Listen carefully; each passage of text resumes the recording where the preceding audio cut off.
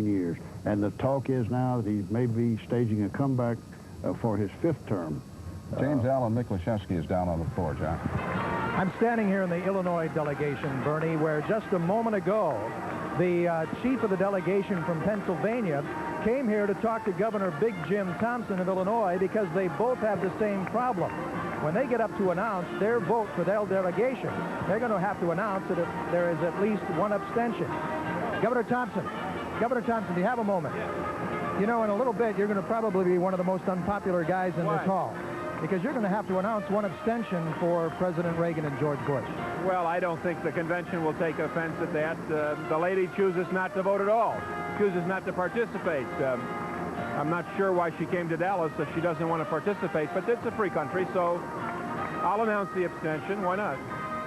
You had a similar experience 4 years ago. Well, yeah, we're on the way back, actually. You know, America's on the way back under Ronald Reagan. Illinois is on the way back. 4 years ago, I had to announce a bunch of John Anderson votes. He, of course, repaid the Republican Party by supporting the Democrat the next time. So we're in pretty good shape compared with 4 years ago. Let me ask you, you said that she has the right to come here and vote the way she wants. Did you ask her to give up her seat to an alternate? You did not. No. When she said, I abstain, I said, does that mean you're not going to vote? And she said, yes. I said, well, are you going to let your alternate vote? And she said, no. I said, okay. I mean, I wouldn't. What do I care? She's the delegate. She's got the right to sit here and do nothing. Let's get on to perhaps what may be a more important matter as far as you're concerned. Much more important. Ronald Reagan is running a very tight race in Illinois with Walter Mondale. Illinois is a real battleground. In fact, it may be the toughest of the states. It's tough because it's a Democratic state. It's tough because we got hurt badly in the 1982 recession, and people will vote their pocketbooks, even though the recession began under Carter, and President Reagan has brought us back from that recession. There are some folks still hurting, and they'll blame whoever is in.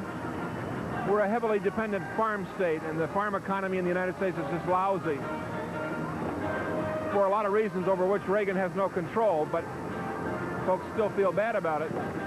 My guess is that the president is going to open up a lead between now and November wider than he has now, and that he will carry Illinois. But it means that all of us Republicans have to go back, work very, very hard to register the Reagan-Bush voters. There's a lot of them unregistered, to get their votes cast on November 6th and to guard the ballots. You know, we've had some problems in Chicago in years past.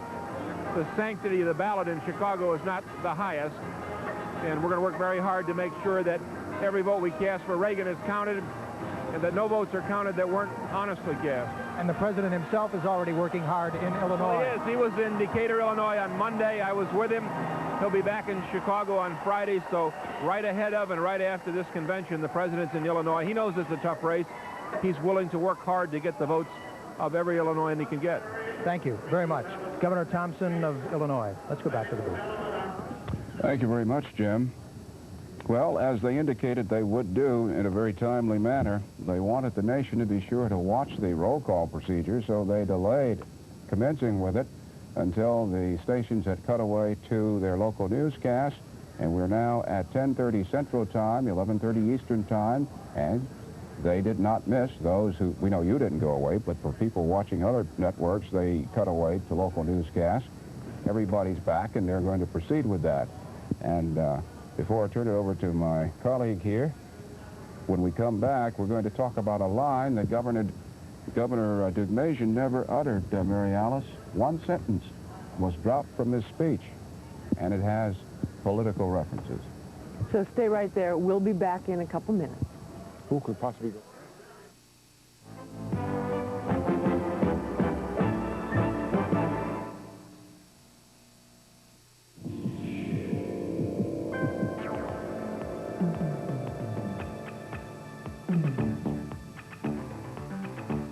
All this week to say he's not going to address this financial problem of Mrs. Ferraro, that he's been too busy with the convention here. But yes, they are definitely trying not to specifically deal with that.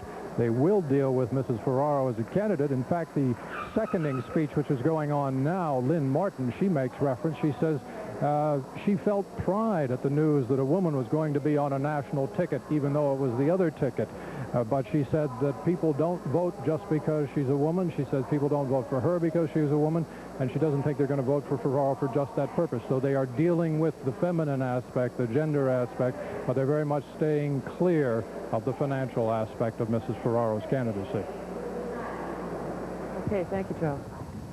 No, not a big deal, but we wanted to point it out to you. There are a lot of subtleties. People are saying, some people have charged that this is a dull convention and there's no reason to be here, but politics is being conducted on a very grand scale here in the city of Dallas, and that's one of the subtleties that we wanted to isolate and point out to you.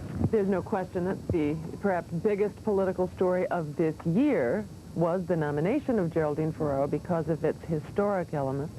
And so the Reagan-Bush strategy has to be aimed very clearly at, or directed at, that question. And I think what we're seeing is the beginning of their strategy, and that is to take the high road on this one. Well, take the high road, and for a long time you've heard Carter, Mondale. And Frank Fahrenkopf would say that 20 times in every speech, Carter, Mondale. Pin Mondale to Carter, called it the representative of a failed presidency and the past and all of that. I don't think they have quite decided how to handle Ferraro, although they've had several weeks to think about it. When George Bush, the vice president, is asked whether he's going to debate Ferraro, he keeps saying that the decision hasn't been made. He keeps saying that he is willing, but the decision hasn't been made. And I suspect that of all the things which the Republican high command knows how it's going to do, the one thing it does not yet know how it's going to do is handle the Ferraro question. Well, I think, you know, they have a ready-made target in Carter Mondale. You know, if you 21% prime rate, 13% rate of inflation, you know, what better do you want? Why leave that target? And no matter what Geraldine Ferraro does. We'll return to Dallas, where the Republicans are prepared to go through their roll call process. President Reagan, Vice President Bush are watching from the hotel not far from this hall. We'll come back to all of that in a moment.